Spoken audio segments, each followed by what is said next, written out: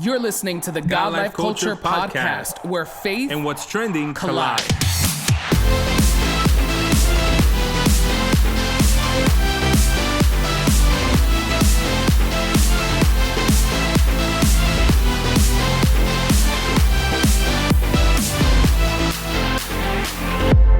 Welcome to the latest episode of the God Life Culture Podcast. This is Eddie. What's up, everyone? This is Miguel, and we are so thankful that you are tuned in for another episode of the God Life Culture Podcast. If this is your first time listening, hit that subscribe button so you can be notified every time we drop a new episode. We want to say welcome to our podcast. Thank you so much for choosing to listen to the God Life Culture Podcast. If you're watching us on YouTube, like, comment, share, subscribe, do all of those things, and welcome to our podcast. Yes. We're very excited. We are. And can you believe it is the middle of September? Crazy.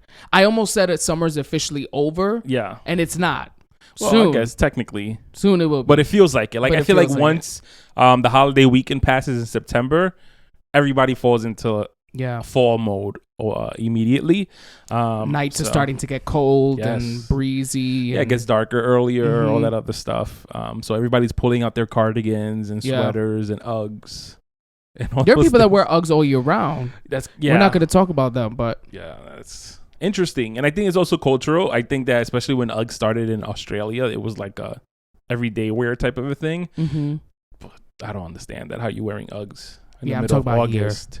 Yeah. No, I know. That's what I'm saying. I don't understand how you wear Uggs in the middle of August. With socks. But there are people that do run cold, and we have been in rooms where it's boiling hot, and we try to turn the AC on, and people yell at us because they run cold. Yes, we've been in rooms where people start shutting off the AC, and we're like, wait a minute. We really experienced that not so long ago ourselves. It's like, I think the majority of us are hot. Yes, that one person is cold and they think they have dominance, but we rectified that situation.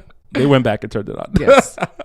But yeah, speaking about things and times changing and experiences that come with that, recently I had an experience that was not a new experience to me, because I feel like it's a situation that unfortunately has happened to me a couple of times in life. And I think that as each time that thing happened, I've learned to like bob and weave it a lot better. I think that the first time it happened to me was a situation where maybe I was upset or offended by the situation. But I think that by nature and just by, everybody has their way of being or their character or how they present themselves or how they look to other people. Sometimes you have, like, if you look at a classroom setting, you have like the class clown, you have the kid that is always like ready and studious and always wants to participate. You have the outgoing person, the popular, like, you have all these different archetypes of people. And in our church setting, we have that as well. You have people that are a little bit more outgoing. You have people that are more quiet and shy and whatever. And I think that for people who don't really know me, I think they get the like serious vibe from me, and which is something that I don't necessarily think is a bad thing. I think that there are different flavors for different people, that type of situation. But what I always find interesting is when people find it in their head necessary to come to you to point that out. And not to point that out to you in a way that's nice or like curious or whatever, but to point it out to you in a way to make you feel like you're wrong for being the way that you are. And you need to change yourself type of a situation. So recently I had that situation happen where it was actually in the middle of a service, in the middle of a ministering moment. I was being an usher, and someone decided to come to me and say, "You're always so serious. Don't you know how to smile?" And I ran through 463 scenarios in my mind on how to respond to them. Because it was like I tapped into different personalities, like the crazy me, the like super religious me, and then the person that was there in that moment. And I remember just looking at them with a very distinct look, like you crazy for asking me this, especially at this moment. And simply like brushed it off, like, I'm good, don't worry about it, like, I'm good. You don't need to see me smile. Like, I don't understand why that's important to you, type of a situation. And like, whatever, that situation happened. I walked away from it, but it was funny because we were speaking about it. And it was like years ago, that would have bothered me so much because I never understand why it is that certain people feel it necessary to go to someone and point out things about them that they feel like is a problem. You know, like, I don't go to the people who are the jokesters, like the class clowns of certain situations, and be like, you joke around a lot, don't you know how to be serious? I don't go to the shy person and be like, you're always so shy, like, snap out of it. So why do you feel it your responsibility to go to someone who is serious, who you've never had a conversation with, who you've never gone out of your way to like speak with them and like, engage with them, to give them your opinion on who they are? So that was my experience. And I was like, proud of myself because I believe I handled that to the best of my ability, especially given the circumstances, situation, and the settings. And for also walking away from that situation like, that person is crazy. And I think what makes it even worse is the position that person holds, which then lends itself to the conversation of, who else are you talking to like that, where you think you have the right to go up to people and point out stuff about them. That was a lot. I witnessed the whole thing.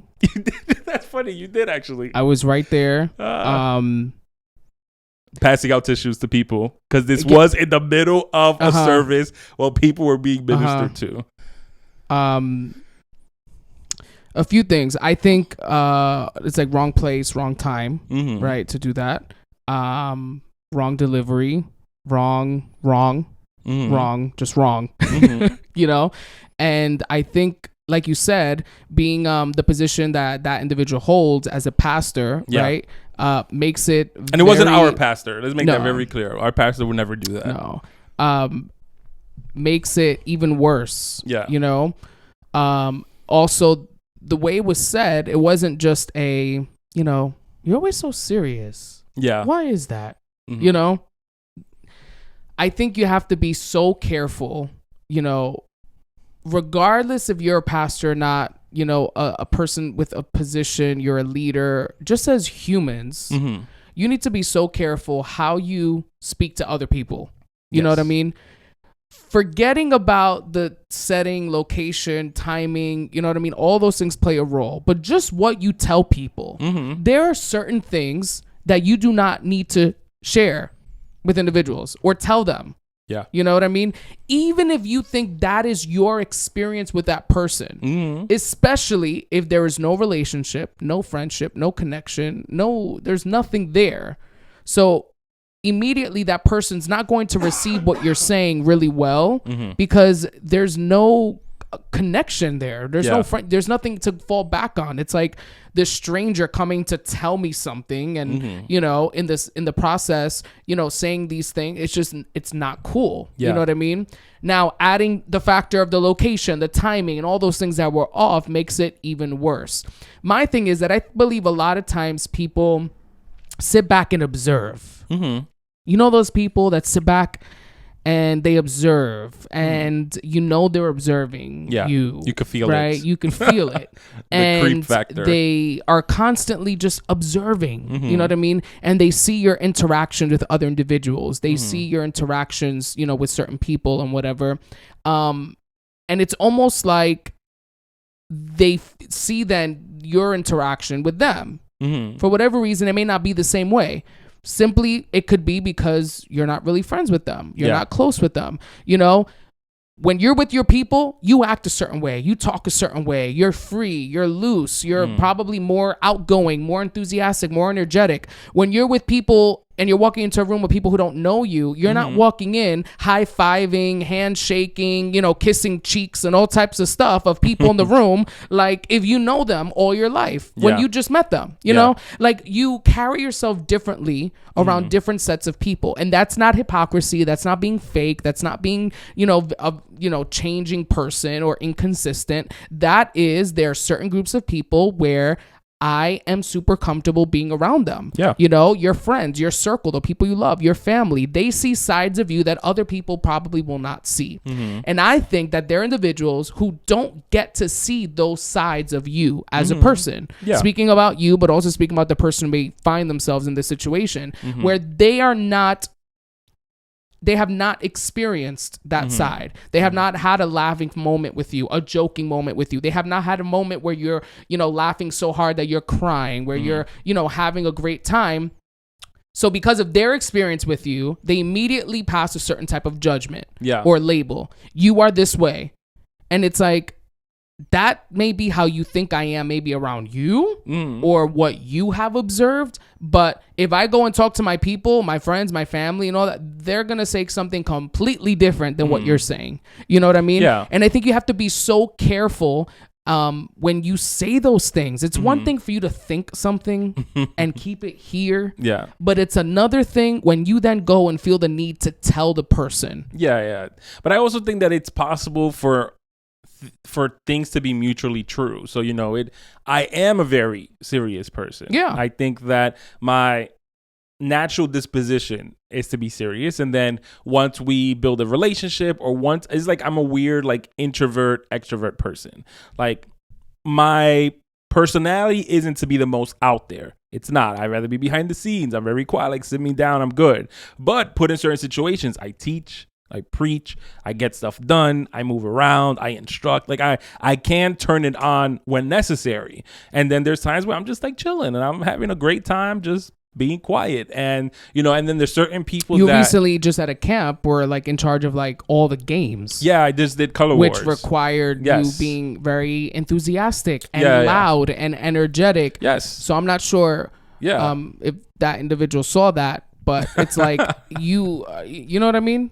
But yes. Yeah. But I also think that also, to me, and I could be completely wrong, but sometimes when situations that happen, I just feel like it's an insecurity on their part. Like they feel, especially someone who comes off as always wanting to be like the jokester or the one that's always so loud or the one that's always that's always like in people's faces. When you don't give them that validation, they feel like something's wrong. Like they don't understand how to operate in a room where people aren't validating their corny jokes or they're not validating their little side comments and they're not validating the fact that they should be part of the conversation. And and it's not that I do that on purpose. I'm not like literally looking at you and like I'm purposely not engaging. Yeah. It's just that if it has nothing to do with me, it has nothing to do with me, and I'm fine and I'm here and I'm chilling, type of a situation. So I always think that it's never necessary to go to someone to point out a personality trait that they have to make them feel bad about it just because you personally want them to act different. Like it's a completely different situation when you have a relationship with this person. Maybe this person is someone who, let's use a serious thing, who's always serious, but then complains about not having friends. It's kind of like, hey, bro, like, you need to be a little bit more approachable. I know you personally. I know that you're funny. I know you're hilarious. I know you have a lot of interest and you're this and you're that. Maybe you just need to turn that on a little bit more. That's a different conversation from going up to a random person and being like, yo, you don't know how to smile? Because it's like, I don't know, like that energy was fighting words to me. And I had to remind myself, you are in a service. Right. You're holding a tissue box and blankets in case people fall to the ground. Yes. And it's just those things where I feel like, sometimes people aren't mindful of that. And I think that then those individuals also, they're like put in a weird position where it's kind of like, do you react in a way that you feel like is justified for you like to lash out? Or do you just simply like say like two little words and then you keep it moving and then just let it be? But I think that eventually someone should be having conversations with those individuals that constantly go around pointing out things about other people, but never have the self-awareness to stand in front of a mirror to self-reflect about the things that they do that come off a little like funny. Yeah. So, and you just have to be so careful with what you tell people, because you truly don't know the effect your words have on people. Yeah. You know what I mean? Because like you said, if they would have caught you a year ago or 2 years ago and said something like that, it probably would have affected you differently. Yeah, absolutely. And thank God that you're not in that space. You know what I mean? But it's the idea that you just don't know what people are going through in that moment, in that day, the news they received, the situations they're battling, the struggles they're having, and your comment, you know, of them not knowing how to smile or be happy, or why are you so serious? You don't know what that could do to someone. Yeah. You know, and then it's like they lash out at you, or they tell you something and they respond a certain way, and then you want to kind of like fix it like it's a joke, or fix it like, or you know, it wasn't a big deal. And now all of a sudden it's like, yeah, why are you but I didn't mean, like, you know what I mean? You just have to be so careful, you know. And also for those individuals who see others, and you look at someone and you be like, wow, they look like really serious, or like they're really going through something, or why they look so angry. You know, I remember a few weeks ago, I was about to teach, you know, Bible class, and I'm there and I'm in the front kind of getting ready, and someone kind of commented about my face and was basically telling me like, yo, change your face. Like, it seems like you're, you know, and it was like, I'm fine. I'm actually very focused at this moment and, you know, I'm just ready to go. So like, it's not, you're interpreting it as a very serious, like aggressive, angry. And to me, I'm ready to get into this Bible story that I feel like so strongly, or like that I'm so passionate about, or whatever, that I'm just super focused and ready to go. And I think it's important for people to understand their position, because I feel that because I was there when that happened also, and I saw it go down. But I feel like coming from me, if I would have told you something like, yo, you good? Like, your face is whatever. Like, you would have received that differently than from a random person who not your type of relationship. But you also, because of that friendship, you also would not have said it publicly. That's very true. So I would not have yelled it in the middle class. It's the timing, it's the location, it's how you say these things. Yes. You know what I mean? And it's like, you may have to interrupt someone if they're your friend and be like, you okay? Yeah. You know what I mean? Like, you, as a friend, you can do that. But somebody else jumping in and grabbing you and, like, you know, trying to get answers from you may not go so well. You know, so I just think we have to be so careful. That's so funny. You say the grabbing thing, and that completely reminded me of the fact that this person literally grabbed me when this situation happened, because I was going to walk away. When they came to me, I said, oh, I'm good. And I walked away, and they literally grabbed me and pulled me back. Once again, triggering fighting words, even though they didn't say anything.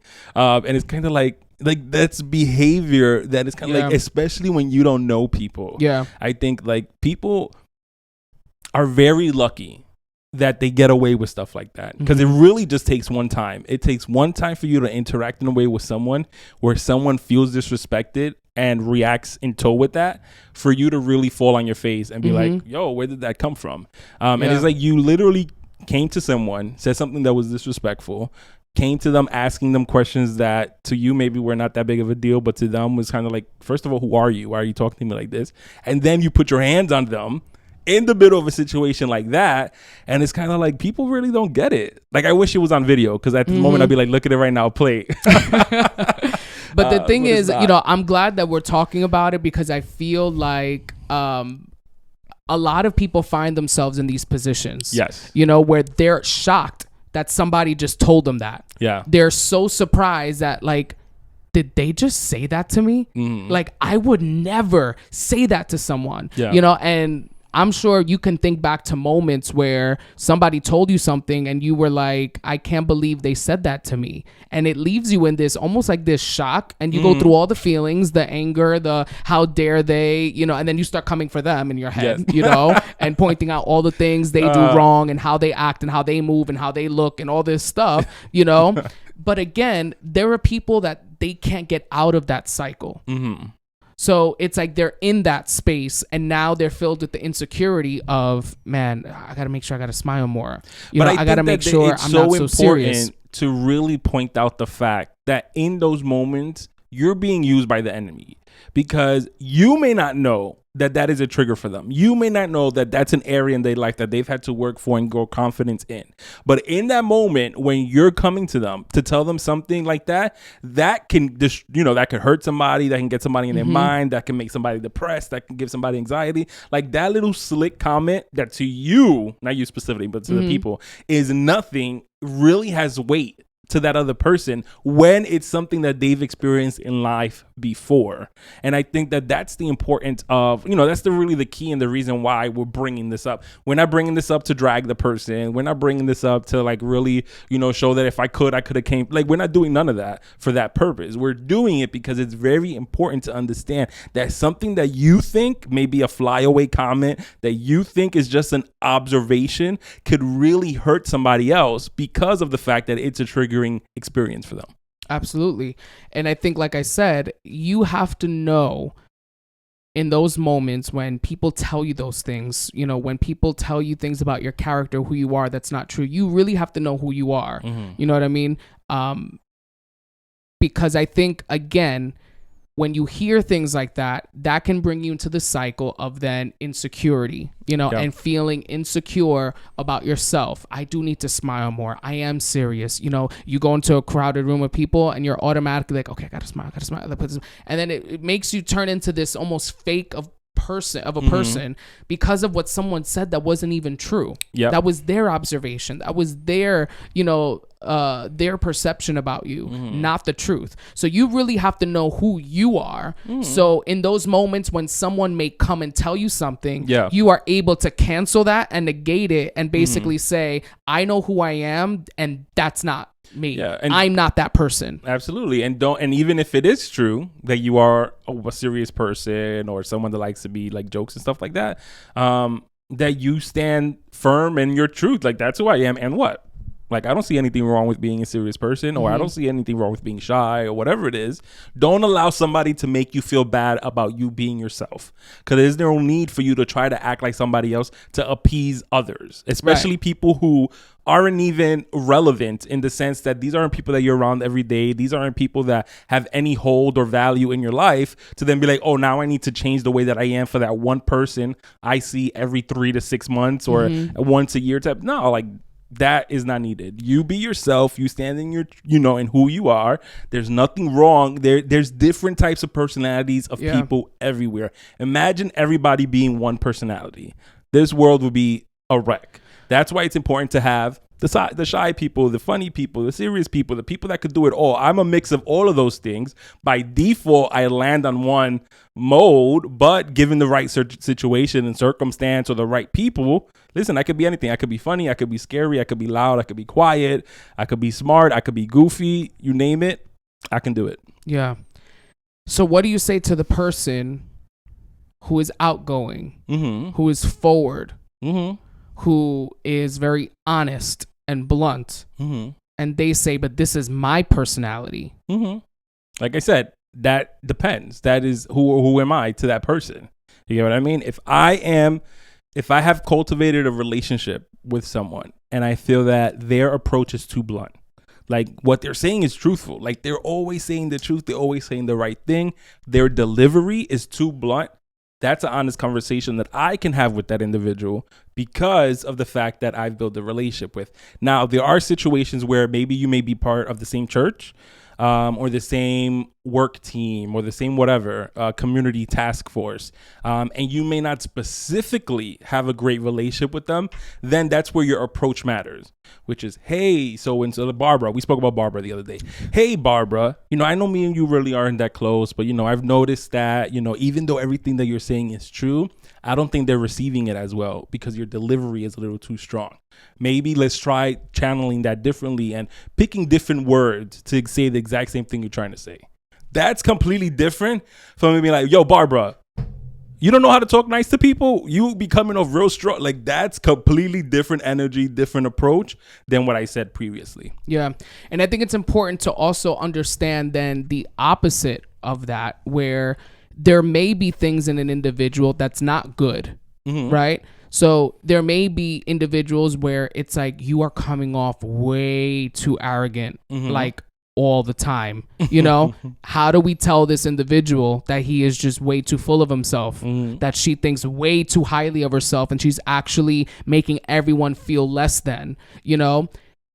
She has to be okay, or he has to be okay. That individual has to be okay with someone coming to them to let them know you are arrogant and you think way too high of yourself. We need to work on that. But again, the delivery is what matters. Yeah. So there is a way of even speaking the truth and speaking the truth in love and letting people know, right? Once that connection is there, that relationship, that friendship, that foundation, right? There needs to be a foundation of something. Before you go and address anybody about their character flaws and their personality flaws, you have to have a foundation where they're going to receive what you're going to say. Yes. Either because they're your friend, you've talked before, you've bonded, you have something that, you know, brings you guys together, but they should be able to receive your message because you're saying it in a loving way. Now, that doesn't mean that they may be happy with it. That doesn't mean that they may leave there like, this was an awesome conversation. Thank you. They may feel some type of way. They may feel like, whoa, that stung. You know what I mean? But if they truly have that foundation with you, connection, friendship, relationship, whatever it is, they would understand that you're saying this for their best interest. Yes. You're thinking about them. You're thinking about their heart. You're thinking about how people view them. And ultimately, you love them, right? And you care for them, that you don't want to see them act arrogantly. You don't want to see them act in a way that's going to make other people point fingers and accuse them of just not being a good person. So either way, regardless if what you're saying to someone is the truth or whether it's your own perception, whatever it is, it needs to be said the right way. Absolutely. And I think that, you know, talking about the fact that it is highly important to choose your words wisely. You know, recently there was a pastor that posted on social media this post, which said, if you're a Bad Bunny supporter and call yourself a Christian. So random. But it says, if you're a Bad Bunny supporter and call yourself a Christian, please do me a favor and delete me. And as always, whenever something like this is posted on social media, it garners attention, it garners a lot of opinions, it garners a lot of thoughts. And before we get into a specific comment that someone posted in response to this, what's your thought on that? Congratulations to Bad Bunny on winning the Artist of the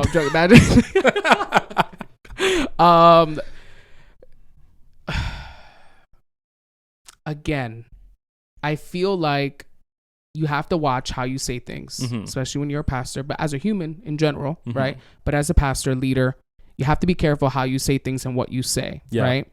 So talking about if you're a Bad Bunny, supporter, or you listen to Bad Bunny, whatever the word was, right? Supporter, delete me, okay? And I'm assuming this individual wrote that because he probably saw, or she probably saw on their timeline, people posting about Bad Bunny, right? And they were most likely Christians, okay? I think you just, again, have to be careful with saying, you know, if you're this and you do this, get rid of, like, delete me. Yes. If you're this and you do this and you say you're this, get, like... You know what I mean? There comes a point where that's just one issue, Bad Bunny. You know what I mean? Like, you're not calling out all the people that lie, cheat, and steal and telling them to delete me. You're not calling out the people that, you know, go to the movies, right, to watch, you know, certain rated R movies that you may find is inappropriate, right? So it's like you're not calling out people who, you know, play certain video games, right? Where we're shooting people up and killing people and doing all type, like, so you know, I feel like you just have to be so careful, you know, especially as the pastor, to make these statements when you have people on your social media. One, you don't know the people and the seasons that they may find themselves in. One, two, you don't know, you know, you may think someone is a Christian based on something, and you really don't know their walk with the Lord or where they find themselves. And your comment basically saying, if this is what you do, delete me. You know what I mean? There are going to be so many people that disagree with you. There are going to be so many people that aren't on the same page with you as far as, you know, whatever is your political stance or your religious stance or how you view certain things in life and biblically, right? They may not agree with you. Yeah. Because someone doesn't agree with you, do you delete them? Do you cut them off? You know what I mean? Instead, you should have then maybe taken an opportunity to maybe express your opinion with love. You know what I mean? Your opinion on the situation, as opposed to almost like taking the escape of delete me. I don't even want to talk to you. I don't even want to associate with you. I don't want to see any of your stuff. Yeah, I think there's a lot. I think number one, if you are someone who maybe the images or the music or the person's picture or his logo offend you or make you feel a certain type of way, whatever the situation is, I don't think you need to make a public announcement telling those people to delete you. If it offends me, I'm going to delete it, or I'm going to hide it, or I'm going to remove it. Like, there's no reason that I need to make a public post about it, making this announcement that comes off as me condemning a certain group of people. If I'm offended by something, I delete it. It's whatever. It's not that big of a deal to me. I don't find the need to put up a post. But I remember you and I were having this conversation. I don't think I ever got on the pod. Where Beyonce last month or 2 months ago, whatever the situation was, released her single, then she released an album, and then she has her cover art.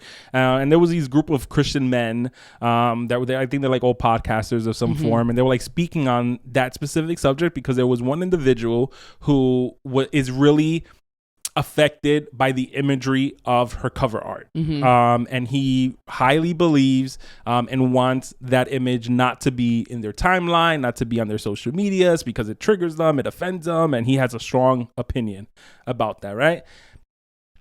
I think that if you are a regular Joe Schmo, like I said, who really, you're not a pastor, you're not using social media to like preach to people, you're not using social media to evangelize, you're not doing none of that. Like, you're just a regular person who uses social media for your own personal interest, that is fine. Block those people, delete those people, whatever, because you don't need to have those people on your socials.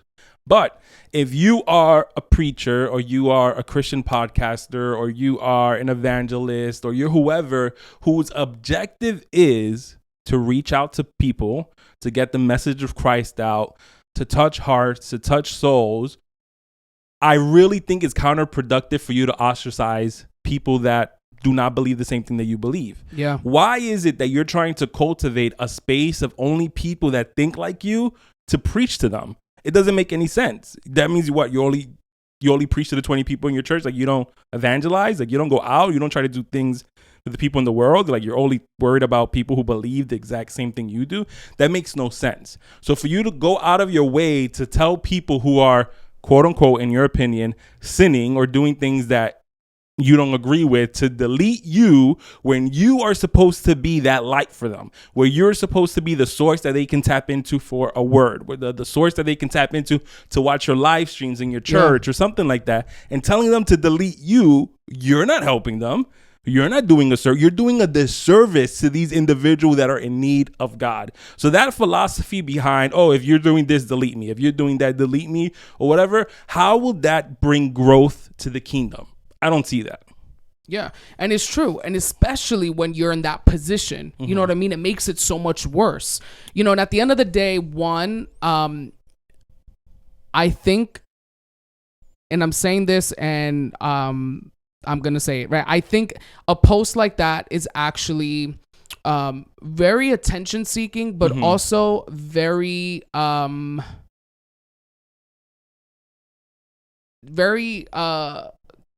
cowardice. You delete the people. You know, if this is something that really is getting you whatever, why then don't you delete it? Why is it that you want other people to then delete you? You know, it's almost like, you know, you will be deleting people every day if, like you said, you started getting rid of people who didn't think like you, believe what you believe, right?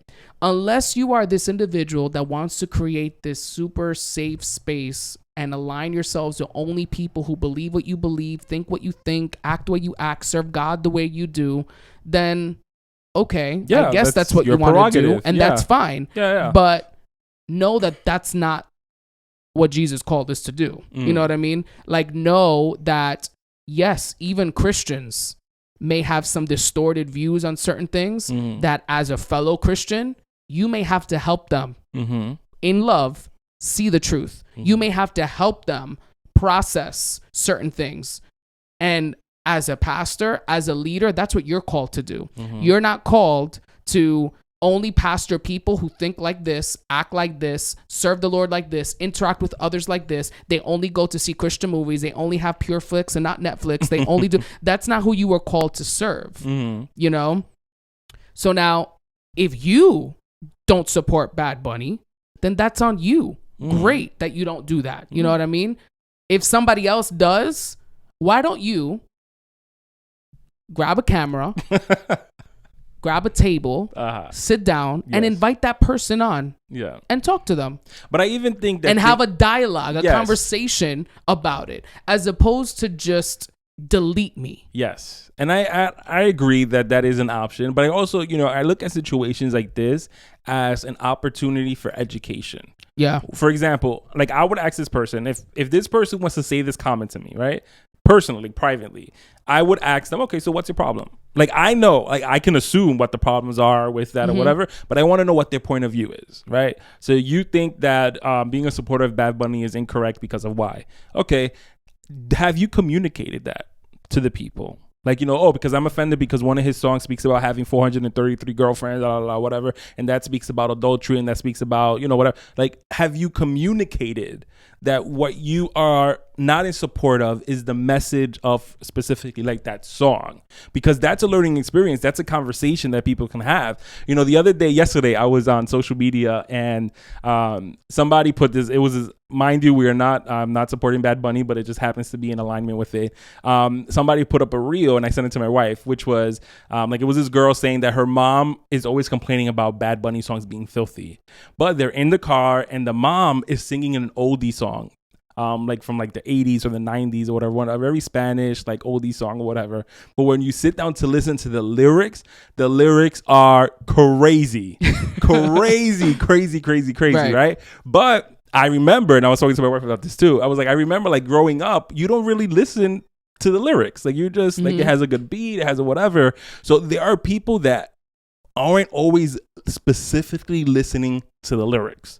Like they like the sound, they like the way it makes you feel or whatever. But there's times where you have to literally sit down and look at these lyrics. And like, I feel like this is a conversation that you have with your youth. Like you do a conference on this and be like, all right, let's break down one of his songs. His verse is saying this. Right. Does that align with our values? Right. Is that something that's going to bring you closer to God? Is that something that's going to help you? Or is that something that's taking you away? Like, that's what I feel like the approach should be. As opposed to a post. Yes, as opposed to a post. Putting a thing on social media and that's it. Yeah, because you want to educate people to really like take, even with Christian songs, like how many people sit down and listen to I whenever a new song comes out, I play the song, but I also have the lyrics playing because I want to like look at the lyrics and I want to, you know, learn the words, but also like make sure that it's like legit and it's saying what it has to say. But there's people that don't do that. So why don't you take it as an opportunity to educate people?